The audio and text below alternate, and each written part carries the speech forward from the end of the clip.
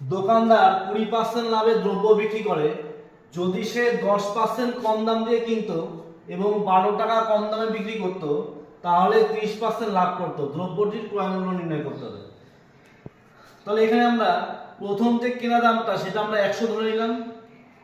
তাহলে 20% লাভ মানে আমাদের সেলিং প্রাইসটা কত হচ্ছে 120 টাকা।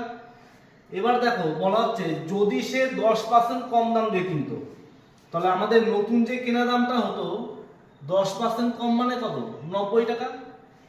আর যখন 10% কম দাম দিয়ে কিনতো তখন আবার 12 টাকা কম দাম বিক্রি করতো আর তখন প্রফিট হতো 30%। তাহলে আমাদের যে নতুন সেলিং প্রাইস এটা হচ্ছে আমাদের কত, এই নতুন যে কেনা দাম 90 টাকা এর উপর 30% প্রফিট। তাহলে এখান থেকে আমরা সেলিং প্রাইসটা বের করে নিচ্ছি। তাহলে শূন্যর সঙ্গে শূন্য 117 টাকা। তাহলে আমরা দেখো প্রথমের যে বিক্রয় মূল্য সেটা ছিল 120 টাকা আর এখনের বিক্রয় মূল্য হচ্ছে 117 টাকা। তাহলে বিক্রয় মূল্য কতটা আমাদের আগে থেকে কম 3 ইউনিট। তাহলে এখানে এই যে 3 ইউনিট, এই 3 ইউনিটের মানটা আমাদের দেওয়া ছিল যে 12 টাকা কমে বিক্রি হচ্ছে। তাহলে 3 ইউনিটের মান হচ্ছে 12। তাহলে 1 ইউনিটের মান কত হবে আমাদের 4। তাহলে আমাদের কেনা দামটা কত ছিল 100।